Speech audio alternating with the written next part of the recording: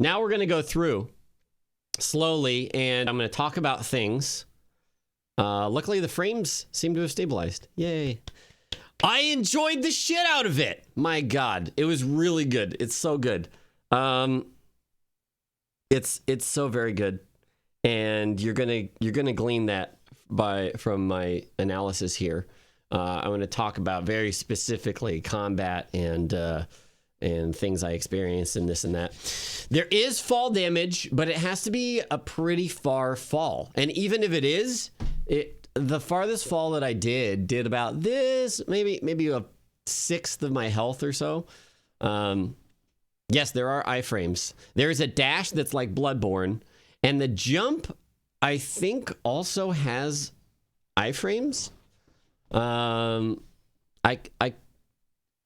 think it's very small iframe. I was definitely iframing things with jump, but yeah, like Devil May Cry, right? Doesn't that have jumping iframes? Okay, so we're gonna try and roll through this. I know I'm gonna have a lot to say, so I want to try and just make sure that this keeps going. Thank you guys for people who subbed and everything during all of this. I know I don't have the alerts, yelling off at me, but I want to keep things focused if we can. So this is the hub, as you may have seen before. Gorgeous! I can't even... The video, first of all, the recorded video, but then also the streamed recorded video does not do this hub justice. It's so deliciously beautiful. All like the trees just floating in the wind. It's kind of like the first time I played The Witcher 3 and there were just trees going, and it's like... Also, some things that are not in this video, there is this interesting tunnel down right on your way to the first area on your left. And there's a door with the outline of a person on it, and you can put your back up against it, but it says doesn't open from this side. So it's like one of those doors where you flip around, but I didn't get to that side of it, so who knows how you do that. But anyway, so yeah, this is a bonfire. Sculptor's idol. Things to note here. We're going to talk mechanics and stuff. These are spirit emblems, and these are what power your prosthetic arm abilities. And you can purchase them at Sculptor's Idols for the currency, which is Sen. And you also find them throughout areas, and I think also off NPCs. Kind of, yeah, basically an ammo. I'll tell you a secret, but it doesn't open from the side. Prayer beads you get off of the mini bosses. So one thing about this game, there's a lot of mini bosses. Like the first general guy that you'll see. He's not actually a boss. You can just run away from him or run past him without killing him. They all drop prayer beads. If you get 4 prayer beads, you can turn those in, and it increases your posture and vitality. So that's like, survivability there. But if you get prayer beads and a memory, which I think are off of bosses, actually I can't confirm what that does, so I don't want to just say outright because I'm not 100% sure. What determines a boss? Like there's you'll get trapped in an area and unable to escape, I think, and you fight the boss. Like fog walled in, or you just can't jump out of the place, whatever. And they're like the one guy that I fought, Yubo, I think is his name, is like a named character, and kind of they build him up a little bit. Okay, so that's that. Pellets are kind of like life gems. However, you can only have, I think, 3 max at any one point, and they're maybe 25% of your health or so. Why do I spoil you? You don't have to spoil yourself. I'm just talking about it. Yeah, life gems were OP. Yeah. To be fair, I'm glad they're in Dark Souls too. The grappling hook there's no cooldown on the grapple, so it's kind of insane how fast you can zoom through areas. If you just spam grapple, sometimes you'll go tree to tree to tree, and suddenly you've traveled like, I don't know, 500 feet or something like that. Like, it's super fast. Like, speed runs, I feel like, are going to be interesting because it'll just be like, boss, boss. But not everywhere can you just constantly have grapple points. So we'll see how that goes. One little detail, whenever he lands on the tree, I love, and I look at it with the camera, how the tree like shakes and rustles back into position and a little snow comes off. It looks really good. So that's just me encountering the grappling hook the first time. So there's a mechanic where you can double jump off of a wall, and then if you press X at the right height of your jump, you can grab a ledge like that. So the ledge grabbing is not automatic.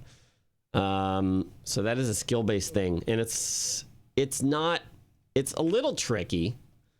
It's a little tricky, but I don't think it'll cause too many problems once you get used to it. And you can also shimmy across a ledge.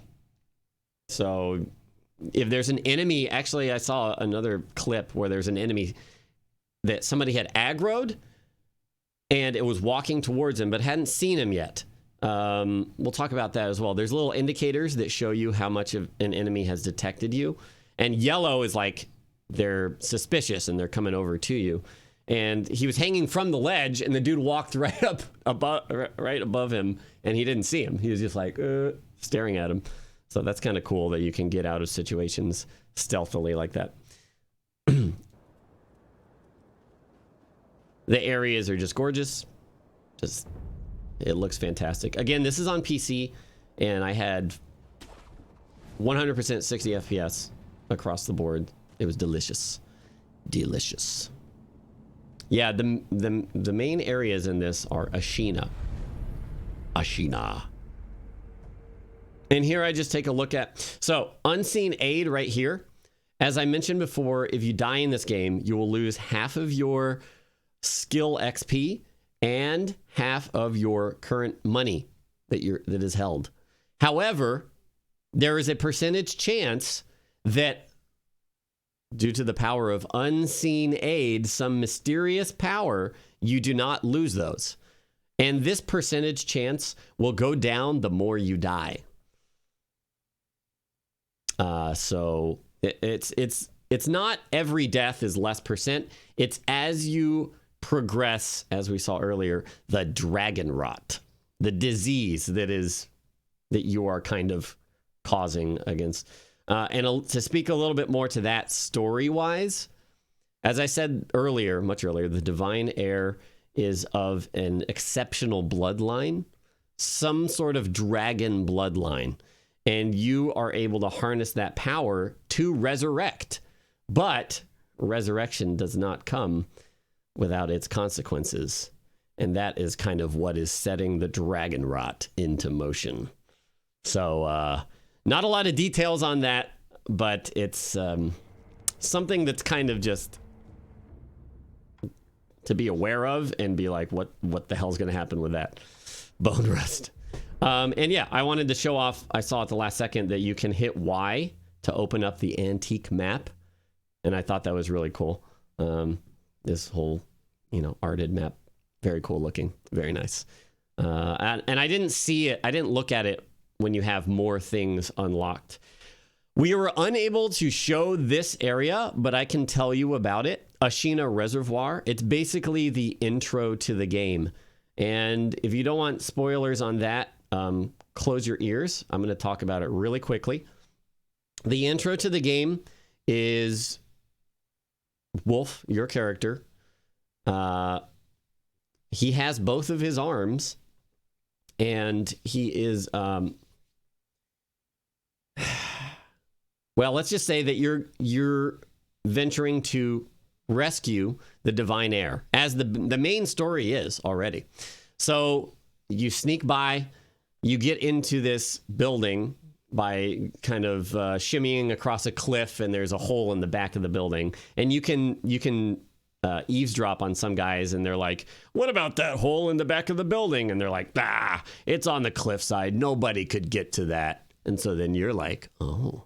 And then you climb over there, and you can get in the backside of the building. And you speak to the divine heir, which again is basically looks like a child who is your master, you being Wolf. And he gives you your sword. You're swordless up to that point. And then says to go to a meeting point and blow a reed, and then he'll follow you there. He'll meet you there. So you do that, and you're escaping this first area. I'm skipping a lot of the content within, but you escape this reservoir area, and as you finally reach the exit, a figure appears, and you have a mandatory fight against said figure. And well, I lost. It might be possible that you can win, but I lost, and in the process, Wolf gets his arm severed. And then you wake up in the hub area. Oops. You wake up in the hub area, and that's kind of where the real story begins. You can unmute now if you don't want spoilers from the start area. Very cool, though. And the boss fight, yeah. It's going to be interesting to see what all you can do with this. We're finished. So this was the first enemy I encountered, and it was pretty intuitive how the stealthing and backstabbing works. There is loot. You have to press and hold a button, and loot will fly to you. And you can loot from multiple corpses at once. They'll drop money, and they will also sometimes drop items. That's what this is. If you see like a chunk flying towards you, it'll tell you about it'll loot you an item. Also, this guy looks really dumb.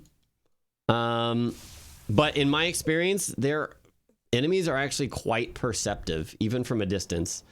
If you're approaching from their back 180 degrees and you're in stealth, by the way, you press left stick and you go into crouch stealth mode, you can generally get the drop on somebody. Now, also, you can get the drop on these mini bosses, which reduces the amount you have to fight them by quite a bit. And I'll show you that in a second. Couple of things.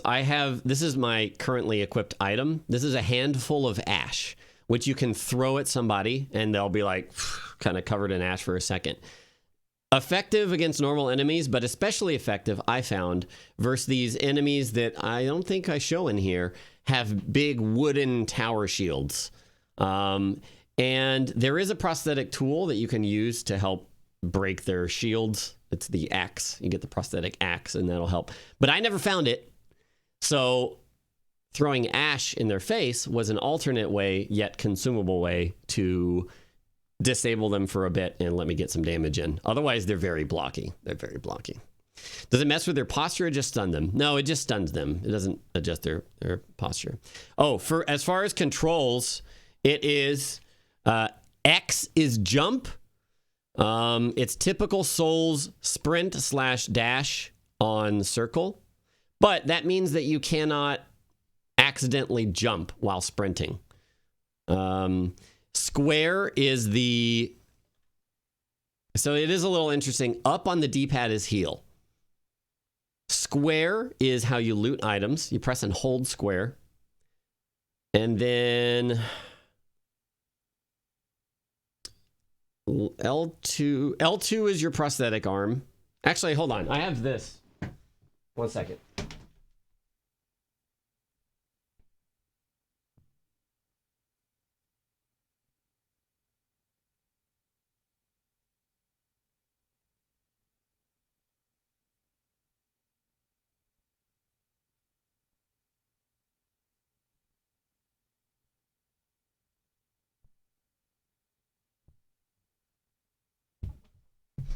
Haha! They let me keep and take this home, but this is the I'll show you. This is the control scheme thing that they they had at the demo for us. Oh yeah, it is an Estus style healing item called Healing Gourd. Oh, come on, autofocus. There you go. And I improved that, I think, twice throughout the demo. And you take these seeds, these gourd seeds, to Emma, the waifu, as you saw, and she will improve your healing gourd. So block / parry is guard. Sorry, it's L1. To parry, you just have to well time it. And there is a visual and audio cue if you get a good, well-timed block. And you should see that the posture of the enemy jumps up quite a bit. Now, at the beginning, I was doing pretty well, blocking a lot. But as we got to more complex and difficult enemies, I started dodging a lot. And that's bad. That's bad. Because dodging is nice, but you don't get their posture up at all. And that's kind of the purpose of the game. So really, to play it super well, you're just going to stand there and time blocks. However, there are abilities that you want to dodge out of the way of. That's when they attack. You'll see like a red kanji. I think it says danger. And those are the attacks that you need to either sidestep or jump, depending. Because there will be like low sweeps that you want to jump, or like overhead things that you want to dash. So it is kind of like choosing which dash or dodge that you want to choose. As far as controls, other than that, triangle will cycle your prosthetic tools. I'm sorry, I was wrong. L2 is your grappling hook, not the prosthetic tool usage. So L2 is, just jumping between trees and shit. R2 is how you use your prosthetic tools. And then if you're holding block and he's standing like this and you hit R1, that will do the shinobi arts that were kind of shown off more in the later part of the video. It says on the paper L1 and R1 at the exact same time, but I found it more useful to hit L1 slightly before and then hit R1. But it's not a timing thing. You can hold L1 for like 3 seconds and then hit R1 and then you're good. Okay. Whew. Yeah, so enemy loot. These are really nice little indicators. If it's green, you can grapple to it. And it will show you nearby grapple points that you're too far away from that will be white. And the distance, this outer ring, denotes how far away from the grapple point you are. So if it's a white circle and if you're running towards the grapple point, you'll see the outer circle filling up with white until it fills, and then it'll be green, which means you can grapple to it. So you can only grapple to specific points, but there's lots of them. And this is one right here, and I think I grappled to it here as well. Oh, no. I'm looting him. This is the same point right there. Boom. So you can see, like, the HUD will... Boom. Here's one. See, it's only filled, like, so much. If I get this much closer, then I can grapple to it. An interesting way to denote that. And sorry for frames, by the way. I'm dropping frames right now, so if the video is like 30 FPS, that's why. The game, as I've mentioned several times, was 60 FPS the whole time I played it. So, and then, in order to do this plunging attack, you just lock on, you jump at them with X, and then you should see a red circle appear on the enemy, and you just hit R1, and whoop. And he'll do that plunging attack, which is very nice. Now, here's the first part where I really start to do some blocks. I played, it was on PC. It was on PC. How does this compare to Neo for you? I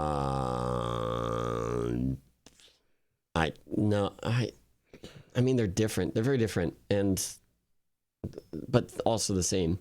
I don't feel like I could answer that properly. Because I didn't like to block in Neo, and I think that was a core mechanic. But because blocking is essential for posture and for riposting in this, I'm much more on board for blocking.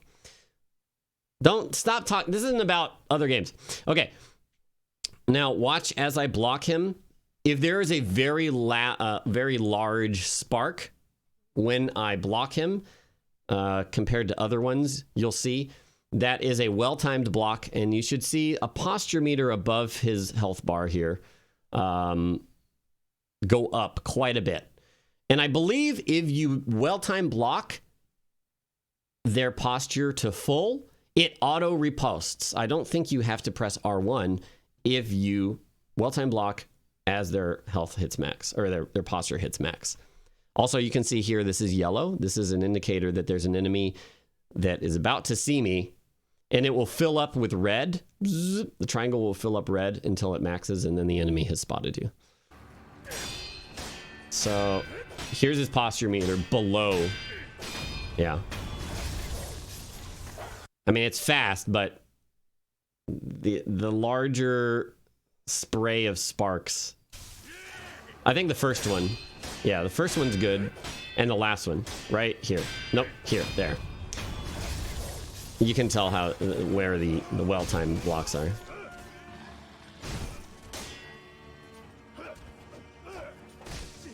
Ugh. So that was a regular block, but whenever the sparks really fly, then yeah, that's well-timed. So now here's the thing.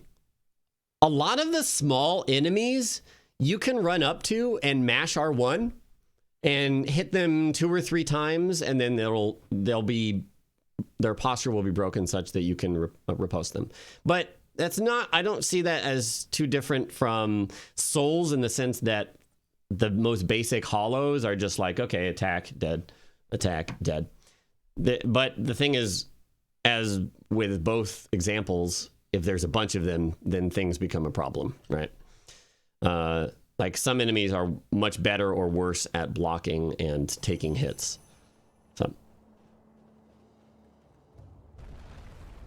this is just kind of showing off that you can do maneuvers like this. You can drop down onto that ledge and hang.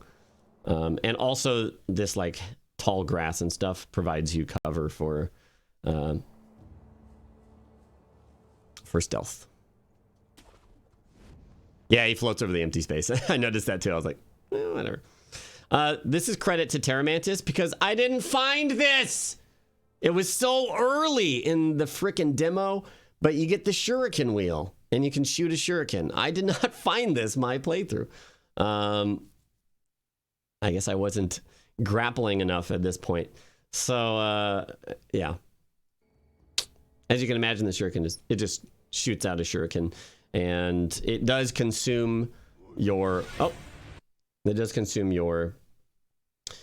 emblems, your spirit emblems. Rushed? Well, to be fair, a lot of us were rushing because we had so much shit to see. And only 6 hours to see it. You call yourself a gamer? This right here is a ceramic shard, I believe it's called. And you can throw that to aggro an enemy. So if there's like 3 enemies kind of not too close to each other and you want to pull one away, you might have success by just throwing a ceramic shard at them. So this is a mini boss. This is not a boss. You just walk into this area and this dude's here.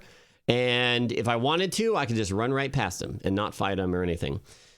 These 2 red dots here indicate that you need to break his posture and critical him twice. So if I do that once, he gets back up, and then you have to do it one more time, and then he dies. But I just show here, this was my very first encounter with him, and he just wrecks my butt.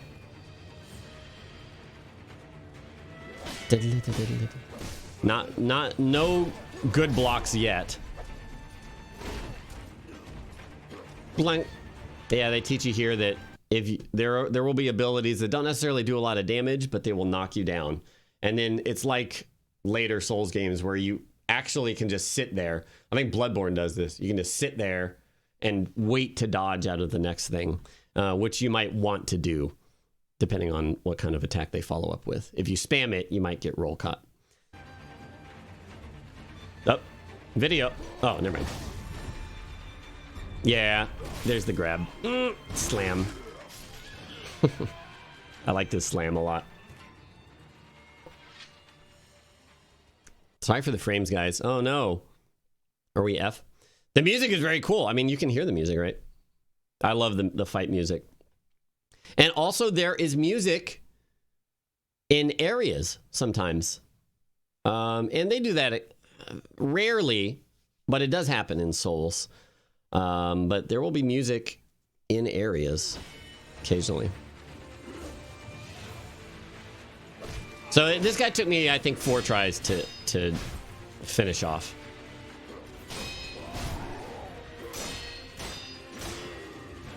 No creepy silences. So that ability, if you didn't catch that, he channels this, and if you don't interrupt him, his posture, he restores his posture by quite a bit. Up here, you can see his posture. Zwonk. Yeah, so it went down considerable amount. Yes, there's no stamina bar. So there's no limit to how much you can attack or dodge. It's all about playing with those timings in there.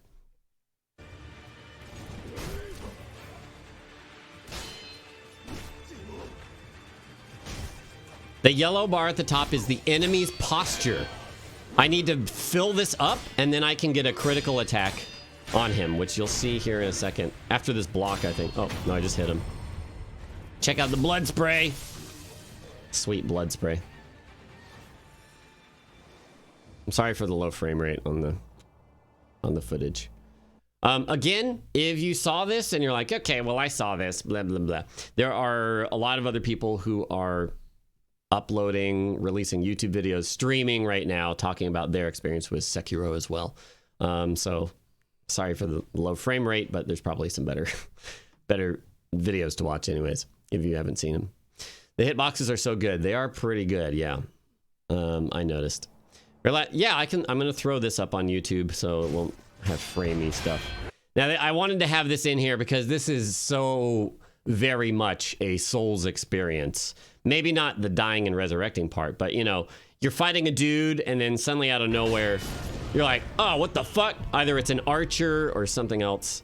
So I was like, oh, I'm going to go take care of this bastard. And of course, this guy's got a giant cannon, and I was like, all right, this is not gonna be so bad. But he's got some tricks up his sleeve. This combo right here, the slam into the shot. I was like, oh, okay, well, I'll just recover from that and hit him and then take him out. Yeah, the slam into the shot is a nice combo. Hibernation initiated. Oh, so here you go. So I died, and after this death, this is the first severity of dragon rot. I got 3 updates to this in my play. So this is like the first severity. There's at least 2 more after that, and possibly more. So yeah, I guess they put this item in your inventory. Rot Essence Sculptor. And the sculptor, who is this guy right here, you'll see, he's kind of he's the guy who rescues you after the beginning part where you get your arm cut off. And you wake up next to him, and you just have some dialogue with him and stuff. Turn off updates. Bling. And then the next frame details Dragon Rot. The more one with the power of the dragon's heritage dies, that's the power that lets you resurrect, the more a sickness known as Dragon Rot spreads through the world. If one known to Wolf is coughing and wheezing, it's likely they are afflicted with Dragon Rot. The more rot essence Wolf has, the lower the chances of receiving unseen aid. And as I mentioned before, that is a percentage chance to not lose your XP and coins, your sin on death. F, yeah, Twitch is being short today. I don't know. It looks like it's catching up now, though. We'll see.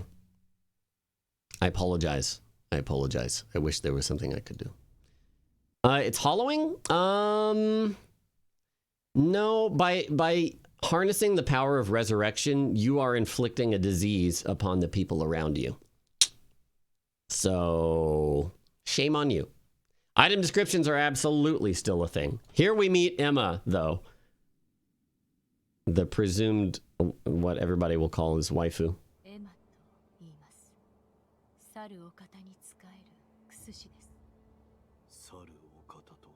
And that's Wolf talking. Your character has a voice in this game. Mm-hmm.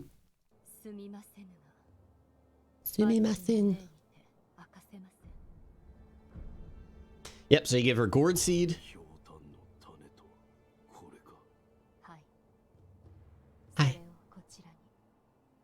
Yosh. Yosh.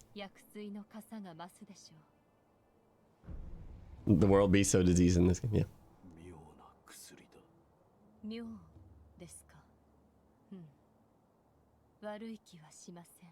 貢献があれば、奇妙と思うことでも勇んですべし。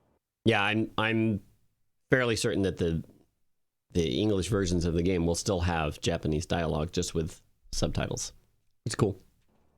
I mean, I like it. I love the language of Japanese, and especially the voice actors. It just sounds so awesome. And you guys probably gathered what this was all about.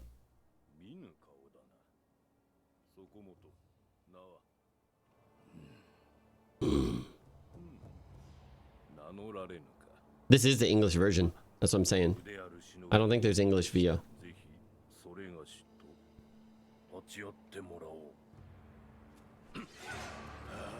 Yeah, so this guy asks you to kill him.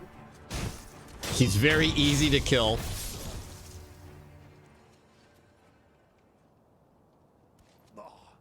But he's kind of undying, so.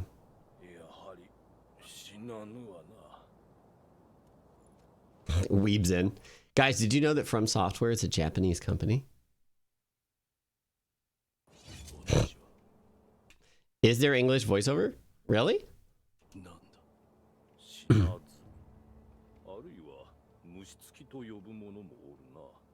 One thing is, this little pagoda or whatever, you can interact with it. I actually didn't interact with this in my playthrough, but he mentions that occasionally he would have things for you here, but I'm not certain what the extent of that is. I don't know what kind of items he'll have for you. Yeah, that get up animation is interesting. But I believe it's intentional. It's kind of interesting. So yeah, this guy is your training dummy. He lets you kill him. He lets you practice blocks, practice dodging, all this stuff. Palanquin, that's, yeah.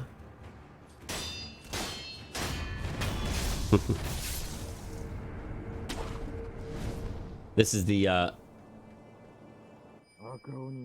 oh, where was the prompt? I missed it. Oh, there you go. Yeah, eavesdrop prompt. Some enemies will, yeah, mother. Some enemies you have the opportunity to gain some information. In this case, they tell you that this big guy is weak to fire.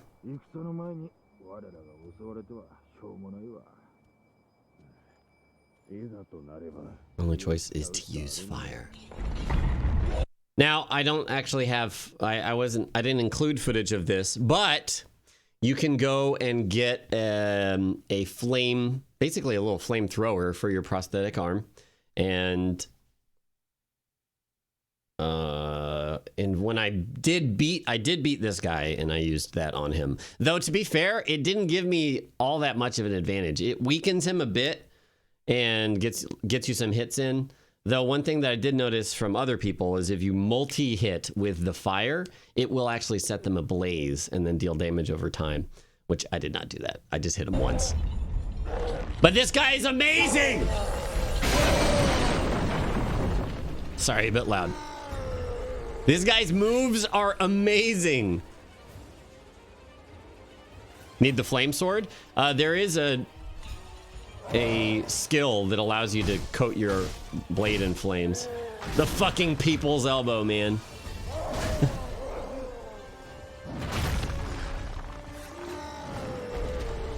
Now, yeah, if you notice, yeah, I grappled to his head. Oh, rip. There are points during an enemy's attacks that you can grapple to them. And either just close the distance like that. Did you see that? I'll show you. The boy diving at me here. This icon right here means grapple to me. It's also green. So if you just see circles that are green, whoa, weird. I didn't know you could do that. Then you can grapple to them. And I could have, but I was kind of worried about this double fight here. And again, enemies do have health, So you don't have to posture break to kill them. This is his health bar right here. And I kill this guy without critical attacking him right here. See? He was able to be riposted, but it just... Whoa! Fucking drop kick, man. I believe using the resurrection is what... No, I don't have guarantee details on it, but so the fact that you die, even if you don't resurrect in place, you're still coming back to life back at the hub or back at the last checkpoint. And I think even that sort of reincarnation puts the dragon rot into effect. Perhaps resurrecting is making it go faster because you're dying more. But I don't believe that not taking the resurrection will avoid dragon rot. This was the only boss that I found coming up.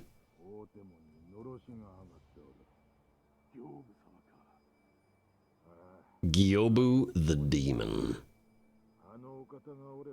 How's resurrection work in boss fights? Well, this was the only boss fight that I fought. You can resurrect in there. Oh, here's another thing to note. I'm blocking it right now. But these red circles down here. Oh, I can't point it to them. These right here. These are resurrection charges. And as you fight, you'll charge a either the first one or the second one up if the first one is full. And then you can resurrect multiple times. Now, there was some point where I was dying with 2 full circles, and it only let me resurrect once. And I'm not sure if that was a bug or if these are actually mean different things. They have different symbols, but I'm not sure. This is the health bar down here in the red, yeah. Kokage.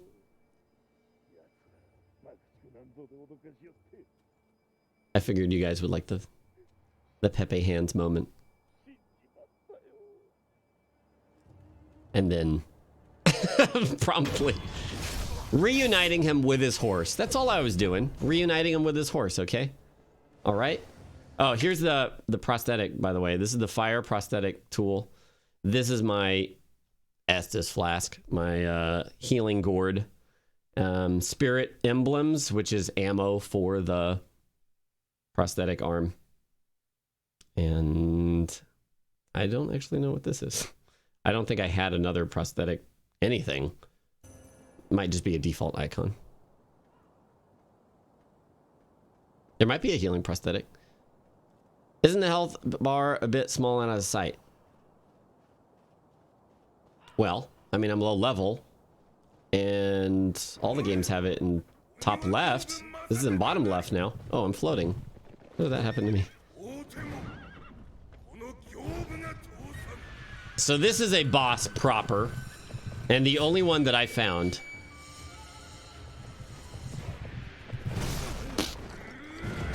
But, yeah. You see, at this point, I'm relying too much on dodging when I should be blocking. I did get his first health bar down once. As you can see, he's almost down 1 health bar here. But it was very tough after several hours in. It was tough to remember, or I just kind of relapsed to standard Souls-like gameplay, which is dodge, dodge, dodge, retaliate, when I should have been just standing there waiting for his attacks to come in and then block or perfect block to get his posture up.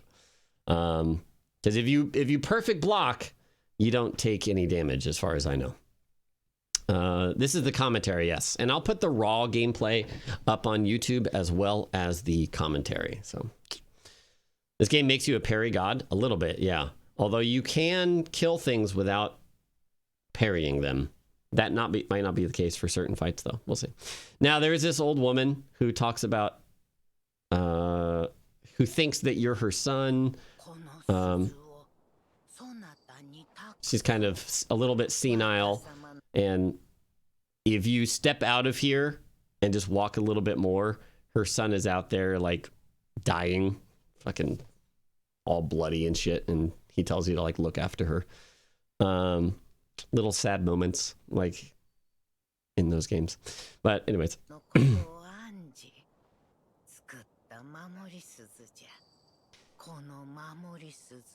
And I thought this was very, very important to show, is that they do have memories that are actually full-on areas, like Bloodborne or Dark Souls 2 or something. And this is the sculptor. This is the kind of the main hub NPC. You bring it to him. He's who you bring your prosthetic tool upgrades to. If you find one, he'll fit them for you. And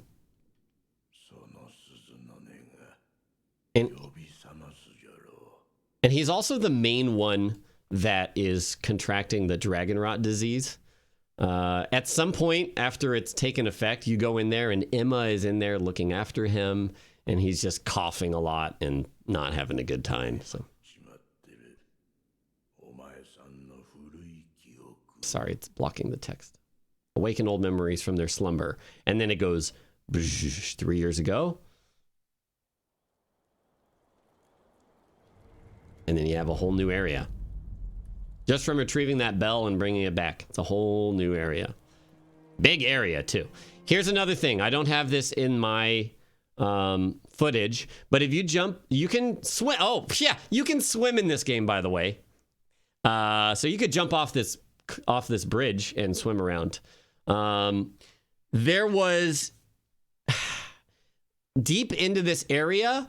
There's a point where you fight a mini boss. I don't have that footage in here.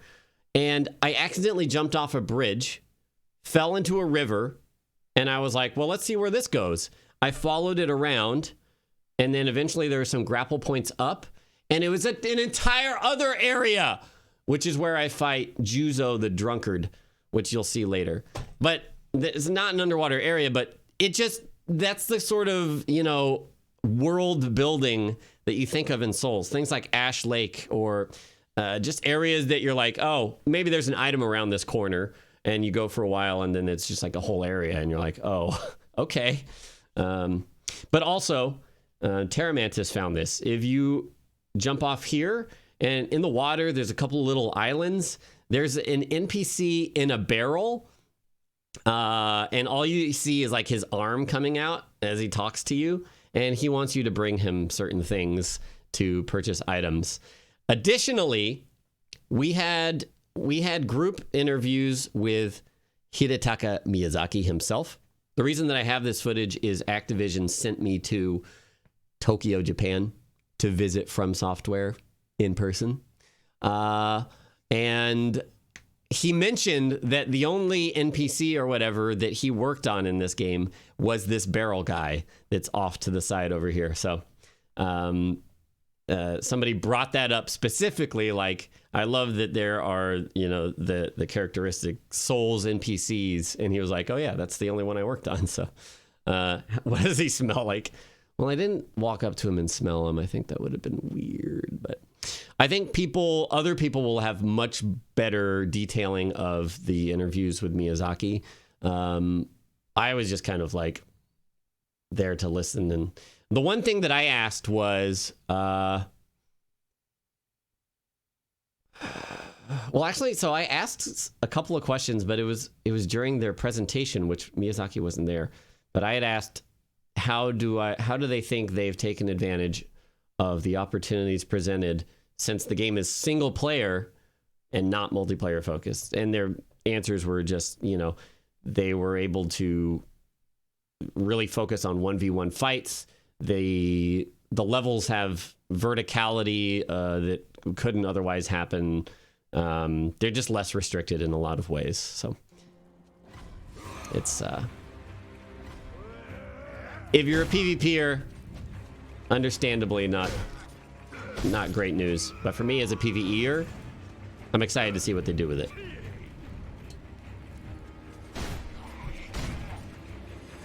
I I don't think there are any online components, Ramstar. I don't think I found any messages on the ground. Maybe dev messages in the first area, but yeah, so these are the kind of guys that if you just push them offensively, you'll quickly be able to riposte them and take them out. Dogs confirmed. These functioned almost exactly. Oh, that mid-air smash. These dogs are almost exactly like the dogs in the Ashes of Ariandel wolf fight at the beginning of that fight. They are almost identical in terms of like mechanically. They will run to the side around you, and then they'll do like this kind of delayed leap towards you, that sort of thing. I figured I'd show these off because LOL big cocks. I didn't see any dogs teleport. I will say that. Didn't see any teleporting. The orange bar in the middle of the screen is your posture. That is like the core mechanic of the at least the dual combat, like 1v1. If your posture or their posture is broken, it leaves that person susceptible to a critical attack. This fight that I'm about to start, I did eventually win, and it took me like an hour. This is the area that, like I said, I swam just to kind of explore, grappled up some branches, and then there was this whole entire burning town back here. You can swim in this spluff, but this particular spot is only knee-deep water. But yeah, it took me about an hour because it's a big guy, but he's also got a bunch of little guys with him. There's Jolly Co-op right here, but not multiplayer, not real people. So yeah, a couple of easier enemies. Oh, I do show a shield guy, I think. Plump. That's Juzo the Drunkard. I guess there wasn't a shield guy. There are bow guys. They're annoying. Some things that you don't see Juzo do. He has this jug that he'll just chug for a bit, and then he can either spew poison at you, and it just kind of fills the air, or he'll spray it onto his blade, which is kind of badass, and then his attacks will add poison to you. Yeah, chug jug. It's pretty cool. Dirty mouth. But yeah, the way that I eventually was able to beat this guy is I approached stealthily as I could. I would backstab one of the many smaller enemies, and that would aggro them all. And then I would just kite around, killing small enemy after small enemy until there was just the guy left. And then I would run to the NPC, ask for help, and start fighting him that way. It was brutal. This is a mini boss, yeah, not a full boss. And this guy takes two riposts. And my posture is almost broken here, as you can see. But I don't actually remember ever having my posture broken. There you go. The bonfires feel spaced out reasonably. Are you running long distance to catch up to where you died?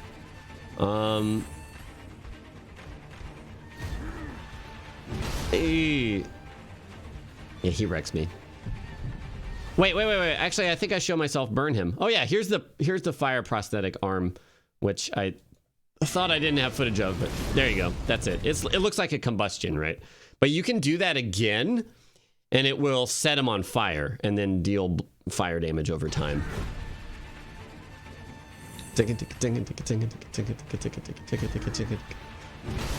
Is there a form of parry? That's what the game is based off of, is perfect blocks.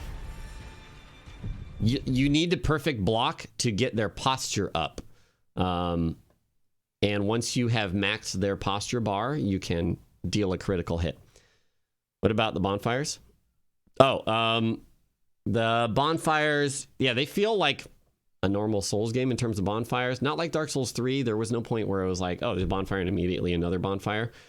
This none of them did I feel were too far away, too spread out. Sorry for the F. I see the frames dropping. I've dropped 65,000 frames. I would have it no other way. Of course, when we would reveal all sorts of new exciting content, our internet would be a piece of shite. But yeah. Yeah. What I would say is, if there was a really far bonfire, so much of these areas can you just get past enemies by grappling and going through the trees or whatever. If you're grappling and taking an upper approach, like they won't even see you most of the time if you're traveling on the rooftop and stuff. My record is over 200K. Oh, it's going to get there real quick. Yeah, F. I love internet. That was a thick F. Thank you, everybody, for the subs and everything, by the way. Happy to be able to share all this information with you finally. Hang on, frames, I want to see. We'll see if it smooths out soon. Oh, that was a good block, but then I died. New ISP win? Why don't I just create an ISP that's good? Here is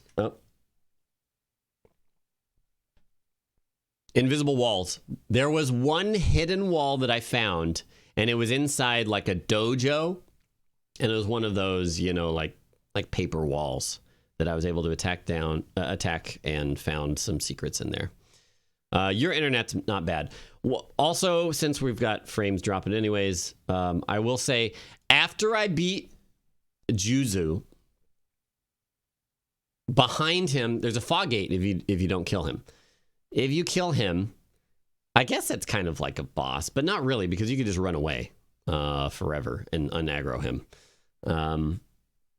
After you beat Juzu, there's a door behind him that leads into this dojo. And I found where a boss is, but the door was locked, and the key, which somebody else had found, was behind this other NPC farther before, and I didn't have time to go kill the NPC and find the key to access the boss. So, unfortunately, I do not have... I mean, it's kind of nice because no spoilers and stuff, but, yeah. You have to perfect block, you hit the block button, L1. You don't attack or dodge into them or anything. Everyone invests in Lobos Telecom.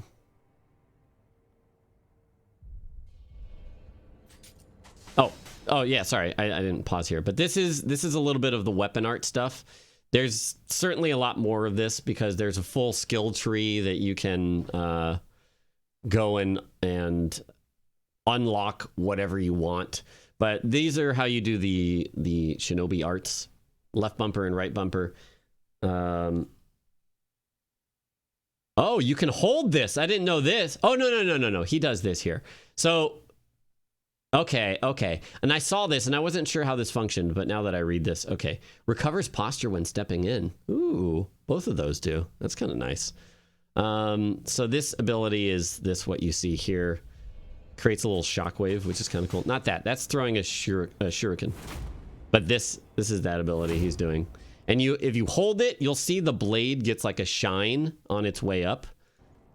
Like this. Zip, blonk. And that's the heavier version of that attack. I thought maybe it would be a well-timed release, but it doesn't seem to be the case.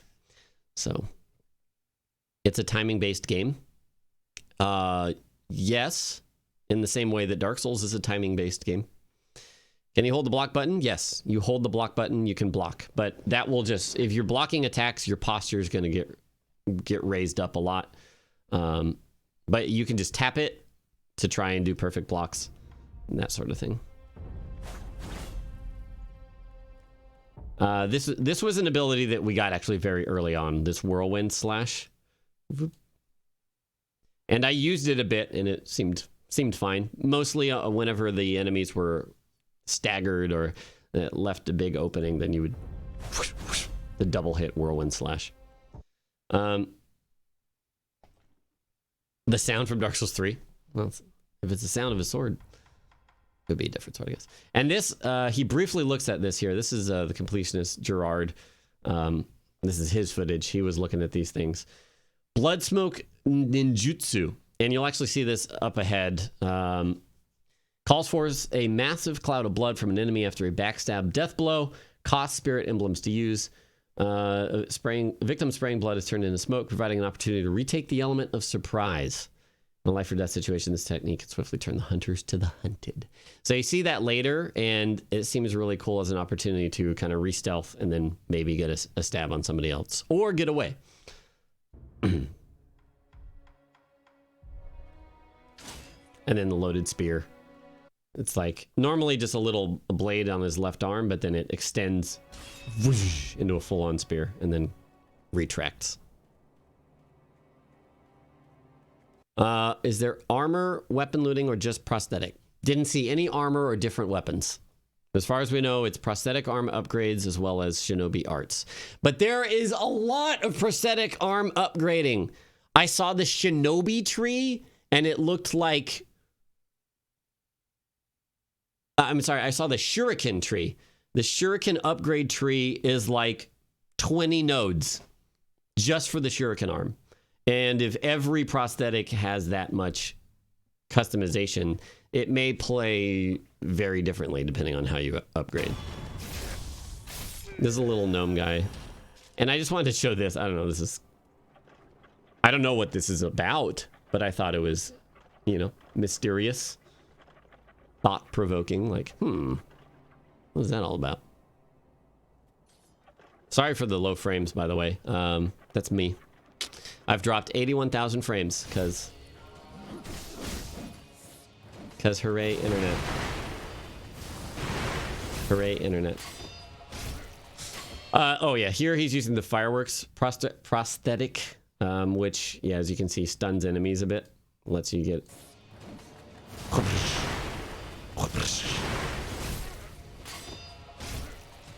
And and he dies here, but then he gets back up and pwns him. This is the it shows the resurrection thing because this is actually the first time he died on this character. But right after this, he does that blood smoke shinobi art that allows him to kind of regain the stealth advantage here. Although I don't think he makes use of it. I think he just R1's the guy. Yeah, so the thing is, the demo, they gave us the opportunity, if we wanted to at some point, to fast forward to a later game character. I don't know how later game, maybe mid game or something. And that's what this is, this whole forest area. But I didn't do that. I had plenty of things to discover in the early games. So this is later game. The character has much more health. He has access to more prosthetic things. He's got more shinobi arts, all that stuff. That's why he's got these kind of more powerful abilities here. Oh, and that was an item. He got Ungo's sugar. There are different sugars. One increases defense for a bit.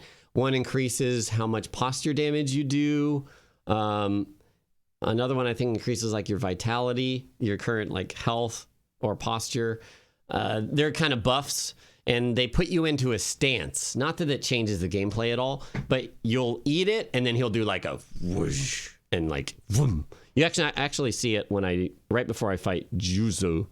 Was it Juzo? Oh no, it's right before I fight this guy. Here, this is me using a sugar to enter like the defensive posture. Kapling, right there. But then you have that benefit. There's a buff icon down in the bottom left here, underneath the whatever chat bubble icon that is. Looks like the frames are nice and smooth now, but no Jinxerino.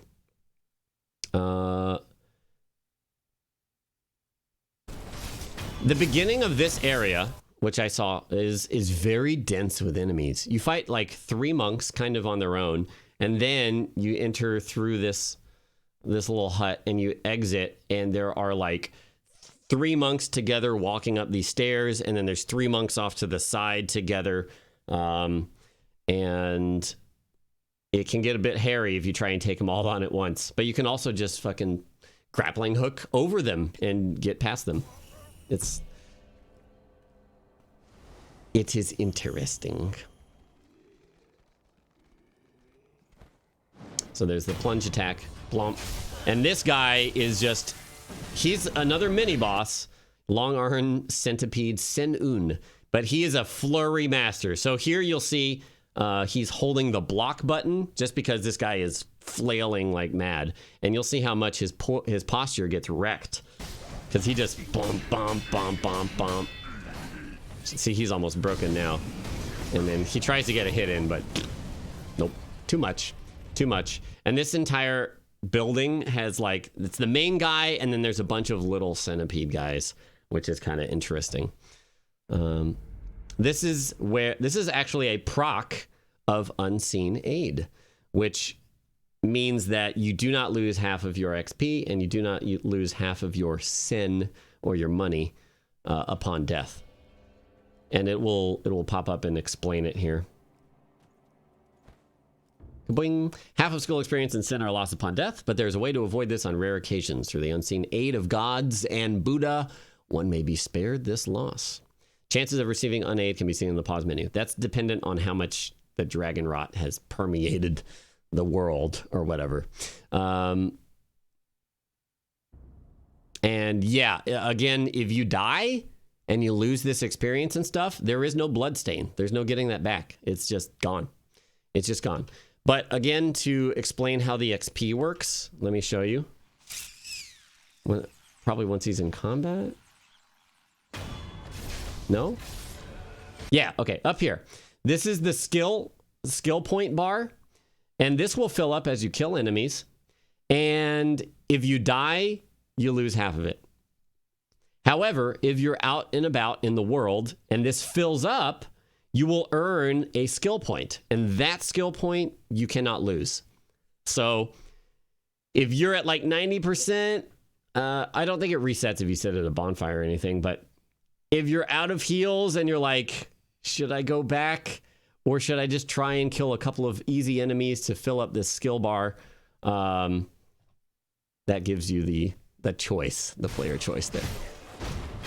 And yeah, these monks, they're unarmed monks. They're pretty cool. But they have like this, you see this palm ability, this palm strike just completely knocked him down. Didn't do much damage. Like it did about, I'll show you here. I'll just move myself. It did like this much damage to him, but it did knock him down, which, you know, if you're fighting multiple enemies can be pretty devastating. Half of what you've collected, Ghetto.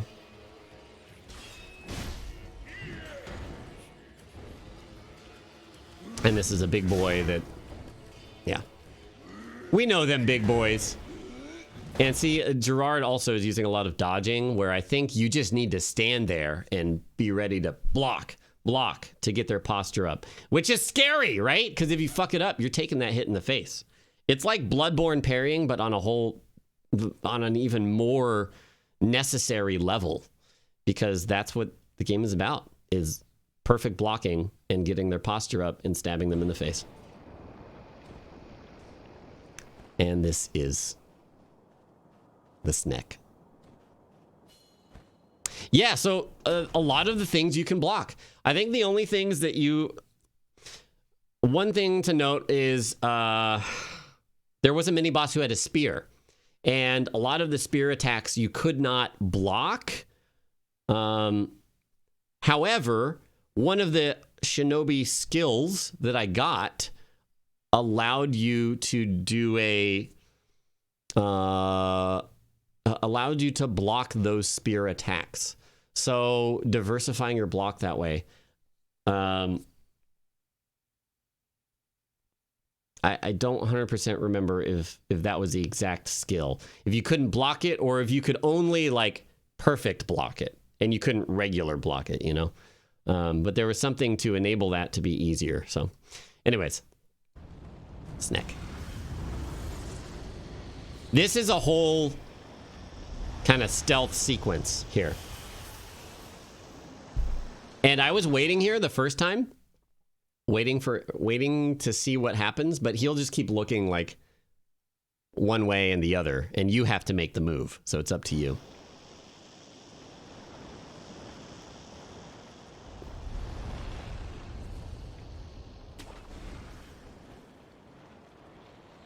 These are spirit emblems that I'm picking up here.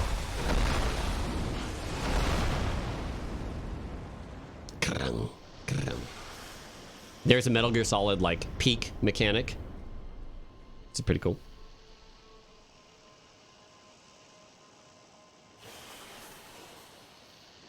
You can see even the little aggro meter on the snake. He almost saw me.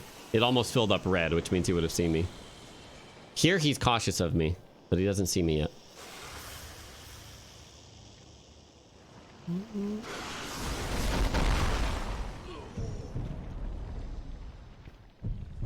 But thanks to the power of resurrection, the thing that I didn't notice before, I can notice. And I can take a little hop into here.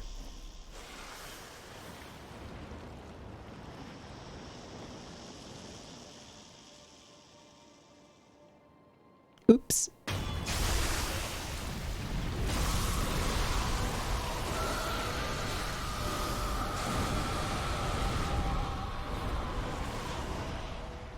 He did not like that.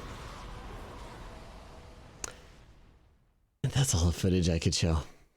That is all the footage that I could show. Unfortunately. There is a lot more that I could not show. A lot more. And I need more, man. I want to sit down again and now try and learn it proper, employing a lot more perfect blocks for posture and shit, and just start learning the game.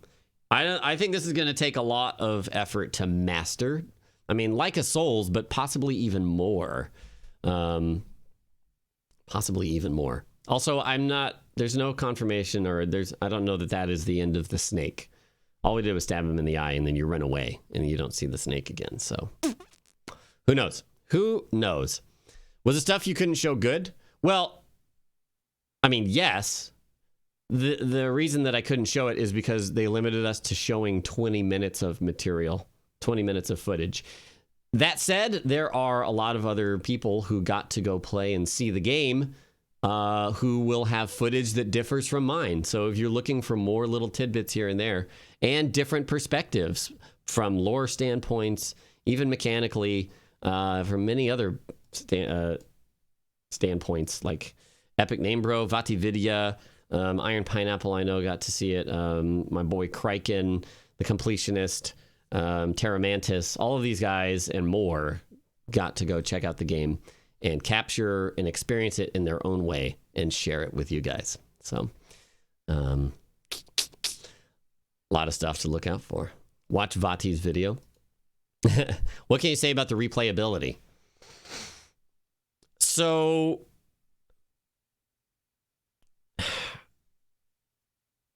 I don't know.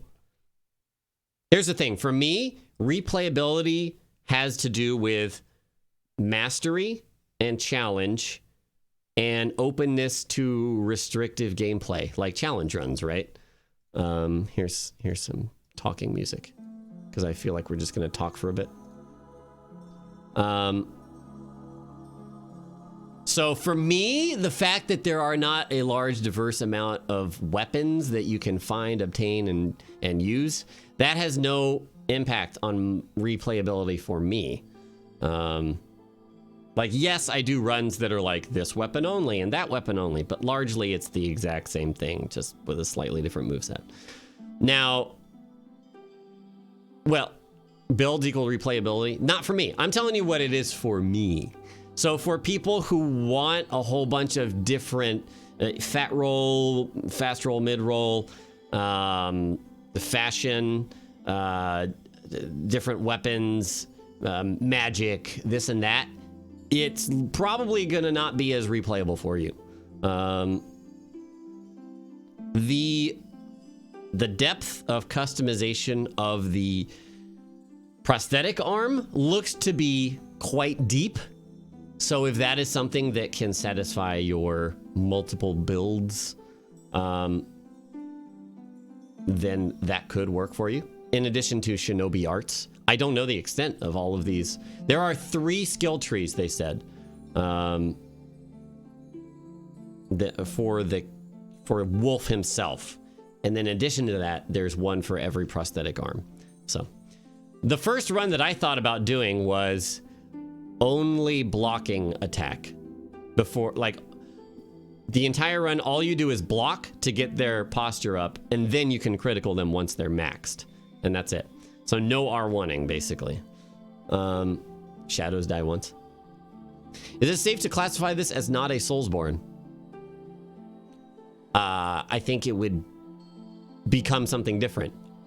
Born is in the name Soulsborne because it's different enough from Souls, right? So this would be a Soulsborne Kiro. Does that answer your question in a satisfying manner? It is not like Souls, but it is like Souls. If you get it, it's that timing based dodging, punishing, challenging swordplay gameplay, but it's not like Souls. You know, you would have to tack it on the same way we did Bloodborne to Souls. It's a FromSoft game, yeah, but I mean, even saying that, like, Kingsfield is different, Armored Core is different. Is Bloodborne more like Souls than Sekiro? No, I would say, I mean, I haven't played a ton of this, right? I would say that both of them deviate from Souls in their own ways. Possibly Sekiro more, though, because there's no stamina. Relying on blocking, perfect blocking as a big mechanic. I believe jumping has iframes. And also the mobility in this game is ridiculous. Ridiculous. In the middle of fights, you can just be like, oh, I'm going to jump up onto the tree, and then they might, like, have things to throw at you, or maybe they can jump up with you. I just don't even know. I don't know, because you can be all over the place. All over the place. It's like Born. There's no dropping of souls or currency, correct. If you die, you lose half of your current XP and half of your coins, your sin. I did name not available WTF. I tell you what I'm going to do, though. I'm going to upload the pure gameplay right now. I'm doing that as we speak-ish. As we speak-ish. I like this more than Souls so far. I cannot tell you that until I've played through the entire game and played through it a few times, I think. Because there is too much of a bias of, it's new, it's fresh. That, yeah, I like this a lot.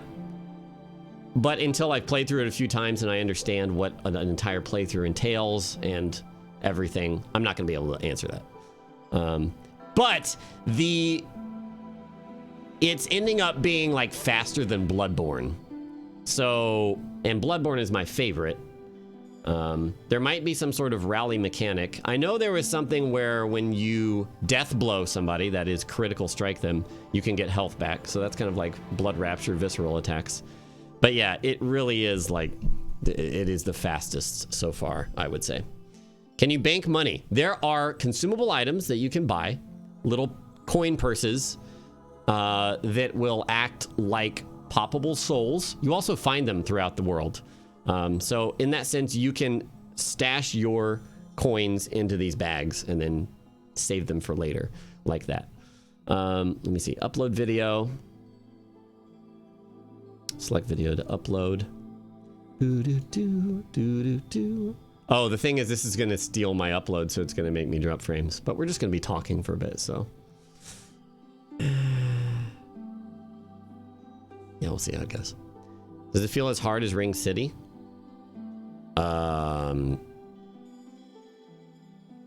I mean, it feels harder. That felt harder than Souls in general, me playing it.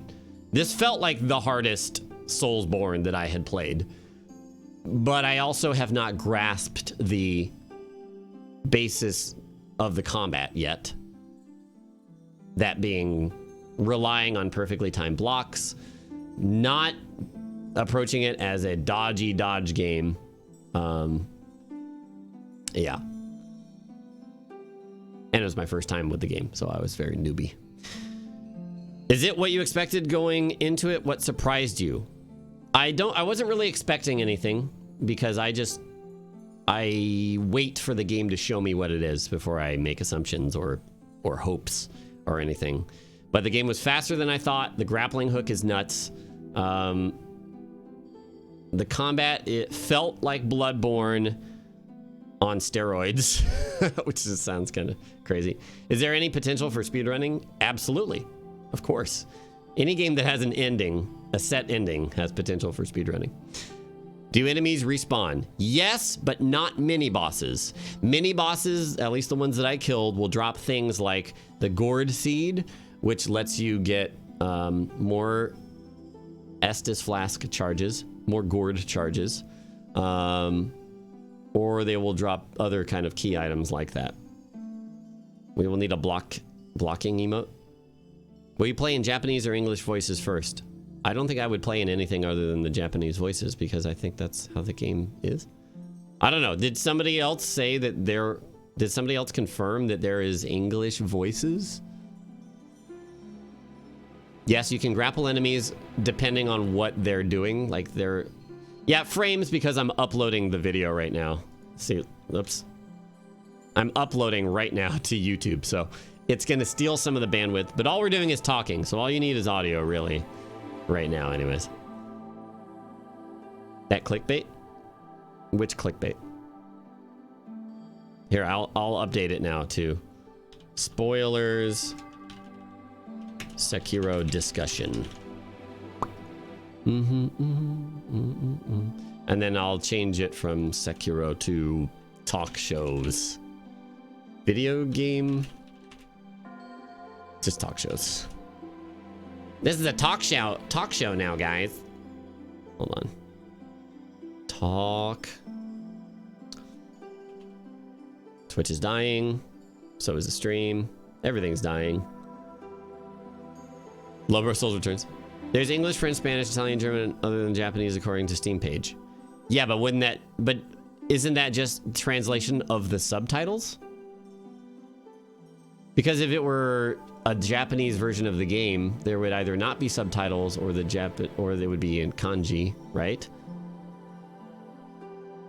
But the way I played it had Japanese dialogue, but English subtitles. So, I don't know. Did you encounter much in the way of invisible walls? I did find some breakable walls. They weren't like Souls where you like hit the thing and it goes and clears away, but it was a breakable wall that there was a path behind.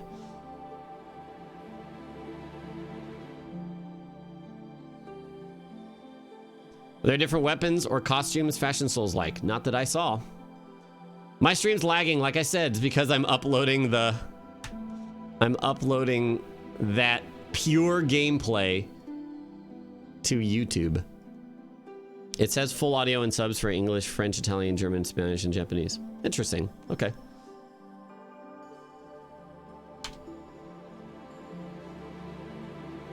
I did check the settings for options, but I don't have capture of that, so I don't...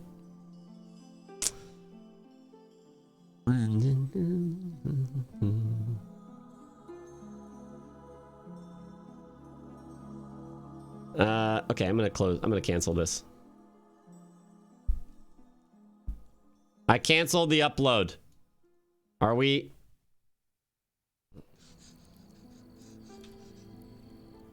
What does that sound?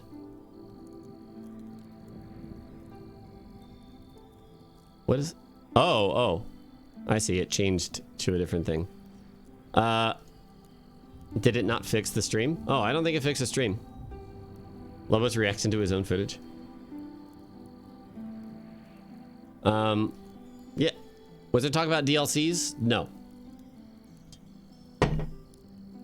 I'm gonna upload it soon. Here's what I'm going to do. This is live right now. We're good right now. Here's what I'm going. Why are we knowing? Instantly better. What I'm going to do is, we're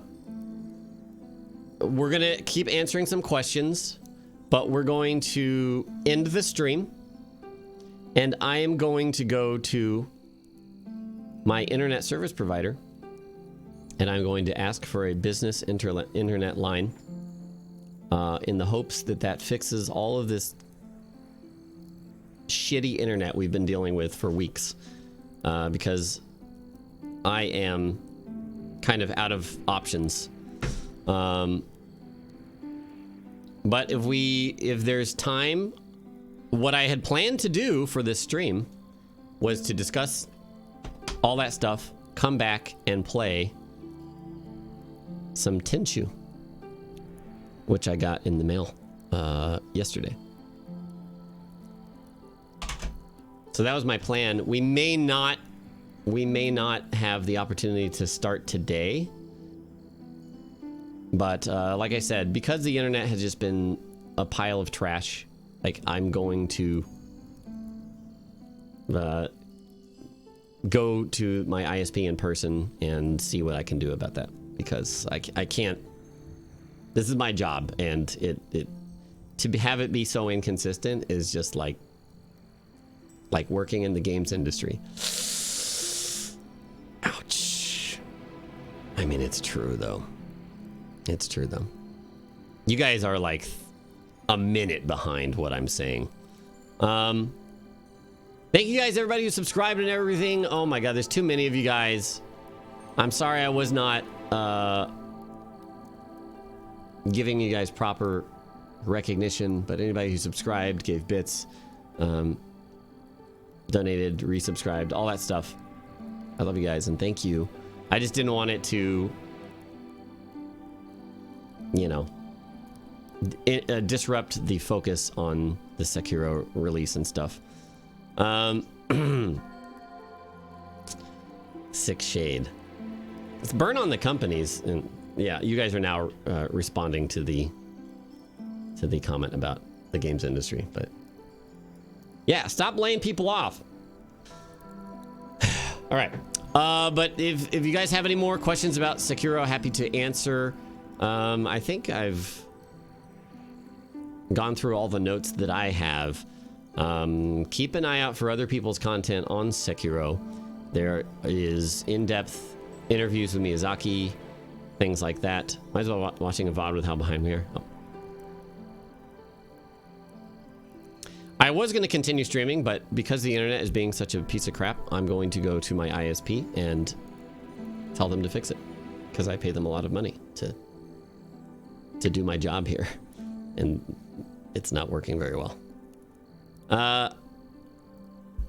Good luck, South Park. It's a cruel mistress. Can you change the language in the settings? There is language in the settings, but I don't know if it affects the voiceover or what. How long am I gone? I may not stream again today, depending on how it goes. More than likely, they will set up some sort of installation schedule, maybe, unless they don't have to install anything else and they can just flick a switch and then I have business internet. But if it doesn't take too long, then I'll be back and I'll try and stream some Tenchu.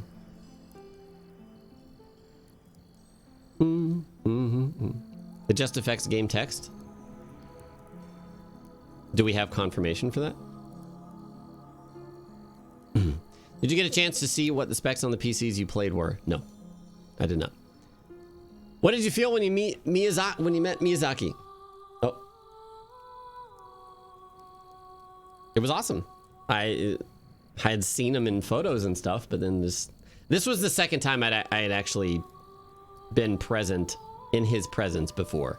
The first time was when they debuted Dark Souls 3 gameplay at E3. I was there. Did I cry? No. Can I teach you to be a ninja? Activision sent me to do some ninja training. So No, I cannot, but somebody could. He's a dude. He's a dude like you or me, except he's created these masterpieces of games. Did he have a golden aura? The ninja training? Well, we got to throw shuriken. We got to shoot blow dart. They taught us about weaponry and about ninja history in general. It's mostly just switch. Did you ask Miyazaki anything about Bloodborne 2? No.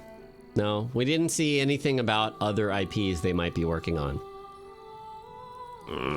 We were in their offices. I could have just like bashed through a wall and been like, aha! New Kingsfield or Armored Core 73. But no, I didn't see anything. Nothing seen.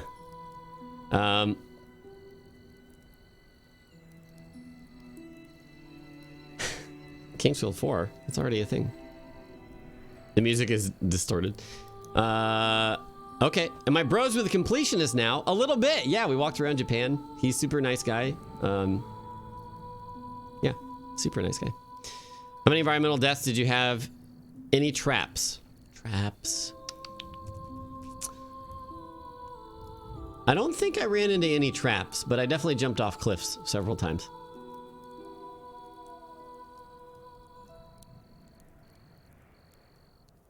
Miyazaki loves swamps? I'm sure he does. There's no other weapons in the starting one, correct. Prosthetic arms are what you'll exchange out. They still keep DS2 stuff around the office? Yes. There's they had Dark Souls 2 like the art book and stuff. The big F. How was the stealth? A lot more prevalent than I would have thought. A lot more prevalent.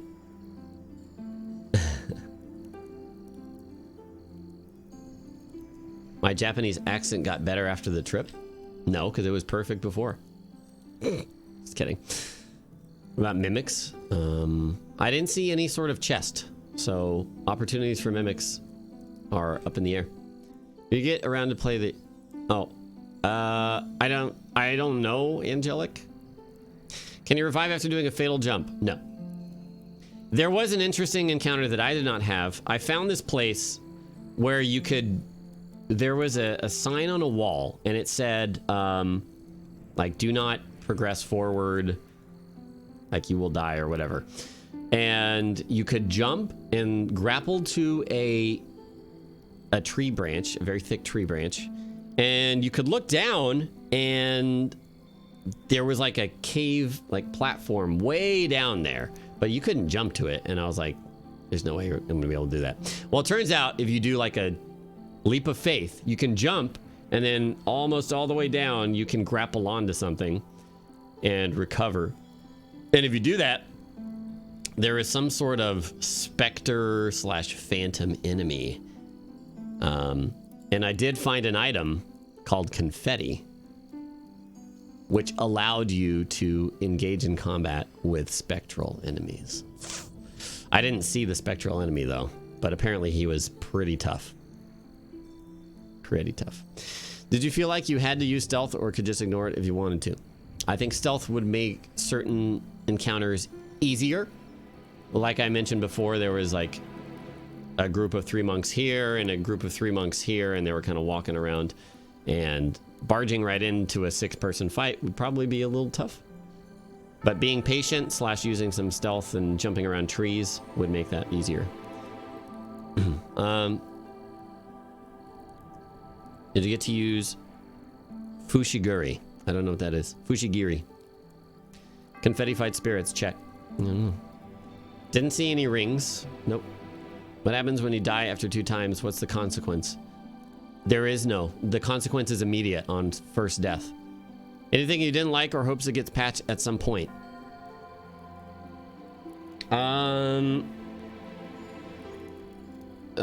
Let's see.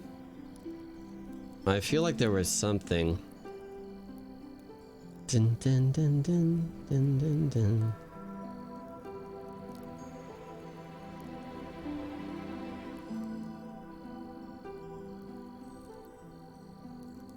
I'm kind of, I don't know how I feel yet about being able to just grapple through areas really quickly. I feel like that would make speedruns kind of boring.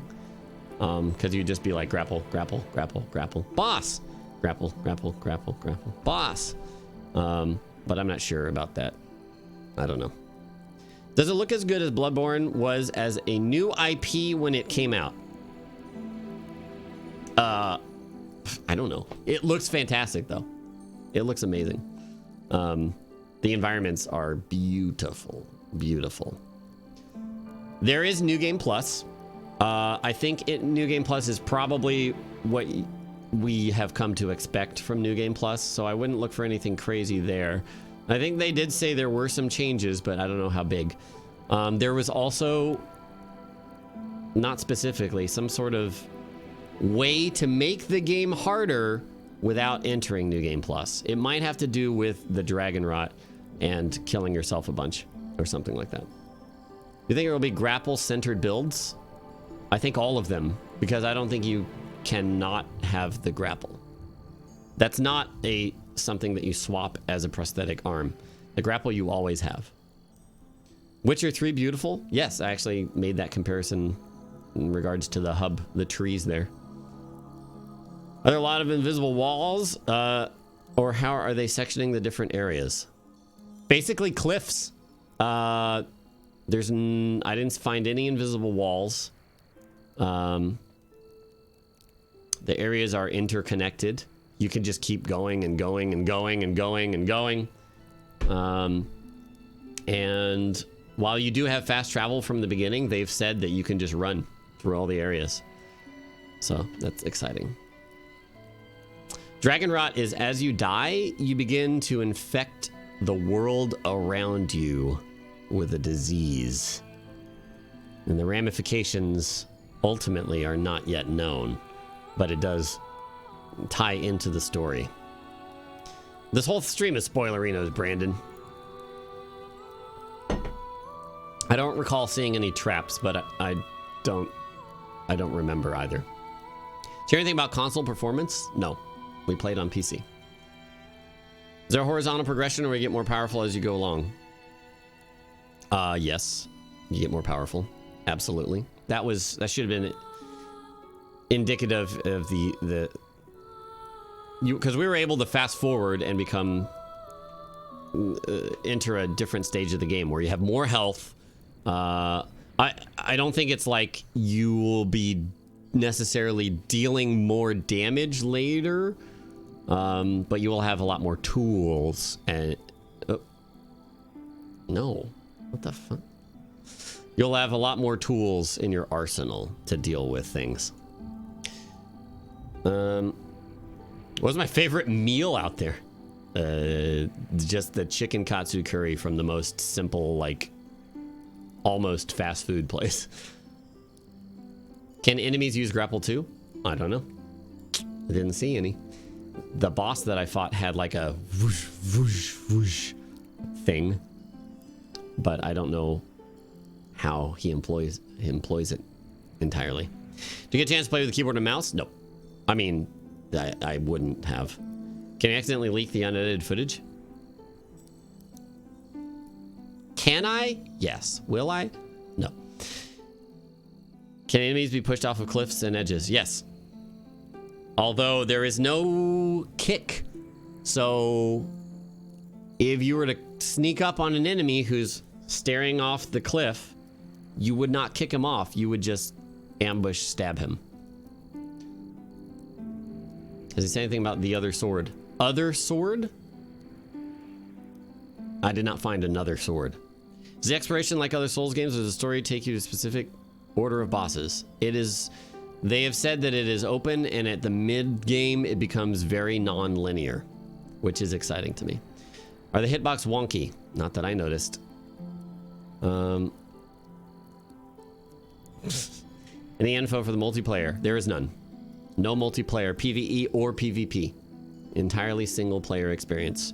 We did confirm there is no Moonlight Sword, at least in the base game. Keep in mind that Bloodborne's Moonlight Sword was in the DLC, so there still could be something. Other sword equal the sword the Sekiro guy uses on bosses. On bosses? That's the same sword, as far as I know. I don't know what you're referring to. You think Ella showed a jump kick? He probably had more access to some of the shinobi skills. I had very rudimentary access because it was based on how much I leveled, which wasn't a whole lot over the course of my time with the game. But you were able to jump ahead, but I did not. So some people had a lot more time, well, had a lot of time with further progressed characters. When he executes bosses, he uses a sword on his back. Oh, I didn't notice that. Just look at the cover on the splash screen. He used this guy. Oh yeah, he's got another sword. I don't know. I don't know anything about the lore of that or at all. How based in reality is it? Mythical stuff. There is going to be mythical stuff. They said not based on historical people, but actual places, and then expanded on with their own imagination, mystical beings, etc. So I would expect it to get a little crazy. Devin, how's it going? Can't wait for this. Same. It's what?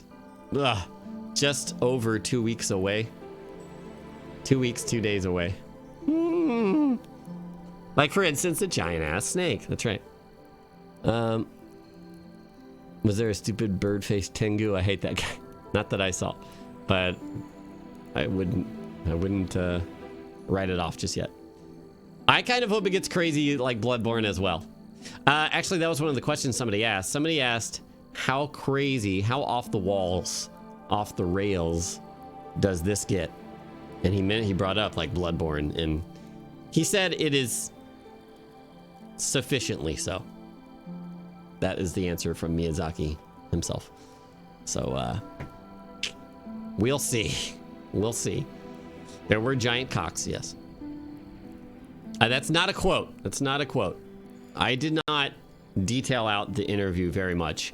Honestly, the whole time I was in the interview, I was just appreciating Miyazaki and thinking about the game. That's all I was thinking about. Like I just wanted to get, I almost skipped the interview portion just to go play more of the game. I'm glad I didn't, because it was cool to see him and ask him stuff directly, but I just wanted to play the game. I'm being honest, and I don't think that's rude. I think that's says good things about the game itself. What did you ask the big M? I believe I did ask him something, but I don't even remember right now. Like I said, people have transcripts and recordings of the interviews that they're gonna release, so I'm sure you can find out there. The thing is that there weren't any super quality questions that I could think of, and I did ask something, but the questions I had already asked during their presentation of the game when Miyazaki wasn't there. The thing that I had asked was, because the game is single player, what opportunities have they been able to take advantage of, you know, having eliminated the multiplayer aspect? And what they said was, you know, the way you traverse the world, bosses are more polished in terms of fighting 1v1, and also not having to be designed around many different classes, sorcery, a bow person, well, I guess just ranged and close range, but the available abilities are all tightly knit, and the core functionality of the character is such that they can design the bosses to take full advantage of that. Yeah, ask him what Gwen's favorite JRPG is. There's no multiplayer, no PvE, no PvP. Did they remove magic? Can finally will finally rest in peace now? I don't know. Later game characters might use magic, but as far as I know, you get prosthetic arm pieces, and that's it. The reason why you and the other visitors to Japan could only share 20 minutes, and yet other demo players could share a lot more. We got a different demo. That's not what we played. We played a much more open version of the game. Our thing didn't even have the corrupted monk, which is a boss that people have been, like the demo from Gamescom had the corrupted monk. That was not part of our gameplay as far as I know, because they specifically outlined what we could and couldn't show of the bosses, so they named the bosses. And I was like, oh, yep, no, oh. But I only got to one. I was very close to getting to a second one, but I didn't manage it. No PvE multiplayer is what I'm saying. That was in regards to multiplayer. To say no PvE would be like no video game or only multiplayer. Well, I don't think the average playthrough is. No idea. Can't speak to that. Didn't play through it. Didn't ask. Don't tell anyone, but my favorite secret boss is Big Steve. Damn. Did the monk take bribes? Did you ask about cut content or something like that? Nope. We don't know the uncut content yet. Expected playthrough time for a speedrun. I have no idea. Between 0 minutes and 7,000 hours. Somewhere in between there. Any gimmicky boss fight? Not that I experienced. I experienced one boss fight, and it was a fight.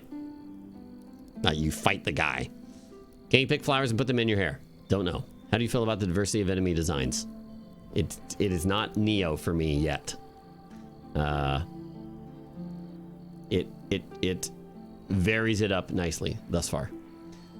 Soundtrack? I love the battle music. Oh, one thing that I was thinking though is that when you're getting into combat, like whenever you're spotted and you start getting into combat with regular enemies, it's the same music every time. And I was wondering, like, will that become kind of grating after a while?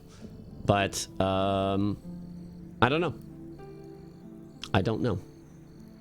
But the boss music and even just the core battle music was very enjoyable. The boss music in particular, I had a very, it pleased my ears. Details on the boss fight, attack patterns, how to block, etc. You block by hitting block as he's about to hit you.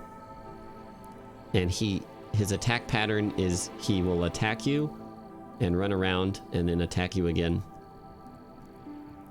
I don't know. I didn't beat him. I fought him like twice and left because there were so many more things. I said this was the hardest for me of any Soulsborne, but I also have only played it for 6 hours and I've played the rest for thousands of hours. So, and it plays differently. So take that as you will. Can you roll? No, you dash. It's like a Bloodborne dodge. Did it feel like getting pummeled in For Honor? No. Pummeled? Just watched Bati's vid and was hoping you were on. Oh, you mean on stream? Yeah. To expect a 72-hour stream on launch day. You should expect a long stream to the point where I feel like lack of sleep is affecting my gameplay. Then I will stop, sleep, come back, play more. Level design is fantastic. We already showed footage. I'm going to upload it to YouTube.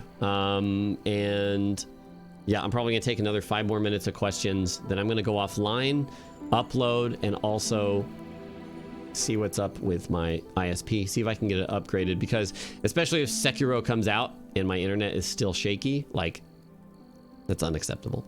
Unacceptable. I'm incredibly hyped for the game. Did you experience a lot of secret areas? Kind of. I don't know what is secret. I stumbled across an entire area that was sort of hidden, but not, I don't know if it was hidden. It's hard to tell. Hard to tell. You can pause. You can pause the game. Yes.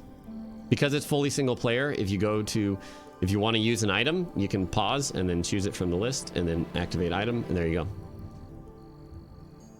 Did I kill the big goldfish? There are giant fish, but no, I didn't fight any of them. Does it have the deepest lore? We'll see. Open world? Yes, they say you can run between all of the areas.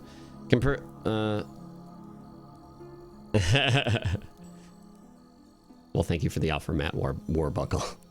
I need a permanent solution. Are you going to be speedrunning this game? Probably. But I will definitely be doing challenge runs. Parry system, perfect block. Miyazaki loves swamps. You already asked that, or somebody else did, and I said yes.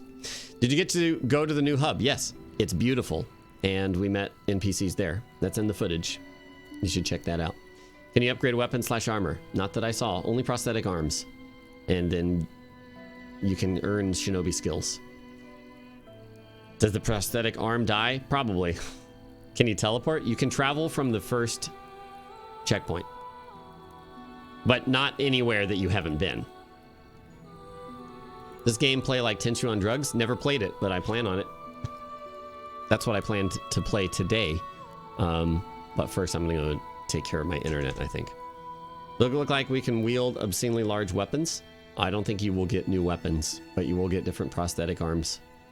Some of them kind of seemed like weapons. One was an extendable spear, but it's not something you can just use at will. It costs spirit emblems, consumable.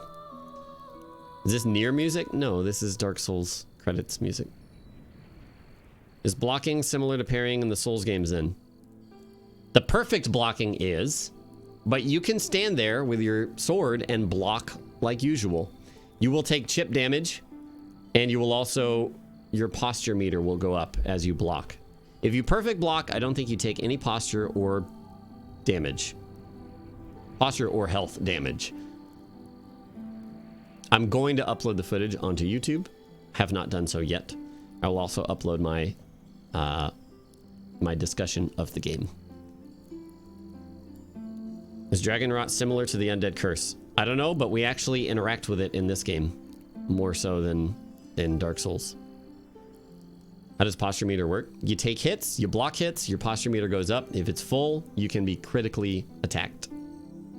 I don't, Soulsborne. Are there light and heavy attacks? You can, there is only an R1, but you can hold R1 for a charged up R1 attack. R2 is prosthetic arm, L2 is grapple, L1 is block. How good do you think about the skill versus R1 spam? Is it good or fast or efficient enough to be used over R1? I think the skills are going to be very important in employing in the combat. Is Senile Granny best waifu? Sure. Just watch Iron Pineapple's video on it. Looks pretty cool.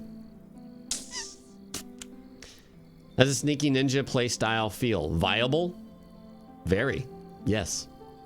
Designed around that in lots of cases. Any UI customization? I don't know. I would expect the same that they've had with Souls, which is like auto hide HUD or always on or completely off. Are there still shortcuts? Yes. No hit run possible? I don't know, man. I've never no hit run a Souls game. Ask Hob. How's the lock-on system? Did you try not locking on? Any different? As you would expect, similar to Bloodborne or something. If you have to aim something, you would have to manually aim it, and that's hard if you're not locked on. Only one prosthetic at a time. You can swap between them. I think, don't quote me on it, I think you can have 2 prosthetic arms on yourself at a time. But that might be wrong, because I didn't do that. So don't take that answer with any sort of... You can have at least 2 at a time and swap between them. What kinds of consumables are there? There are candies. Actually, they gave me some actual Ungo's sugar, which is a consumable from the game. Reduces damage to one's vitality for a time.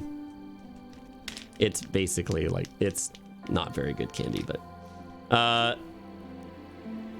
that is one version of one. There's one that increases how much posture damage you deal, and another one that reduces how much posture damage you take, or something like that. Is gestures a thing? I don't know. They also gave us this is a little bit of swag that we got. This is a Sekiro bag, just a little bag. So that's cool. And we also got a little bit of like the key art, which is kind of awesome. It's in a plastic little folder thingy. Zoop. This is a full-on poster from Japan. Because I went to From Software Studios. And so it's in Japanese, so if you can read Japanese, then good on you. You can read their flyer. What else is in here? Are these stickers? Stickers! These are some badass stickers. Nice. If I had to have any sticker, it would be a sticker like this. Will they be giving an early key? I have no idea about that right now. The only way that I will stream the game early is if I can stream the entire game. If they're like, you can stream the first 3 areas and then stop, I will not stream. I think. Maybe I will. We'll see. But I want my playthrough to be a continuous thing. Maybe what I would do is if I cannot stream the whole thing, then I would just play what I have already played, but probably offline. I don't want to spoil myself further, but I was invited out to Japan, and I'd never been, to play Sekiro at From Software headquarters. How could I say no? How could I say no?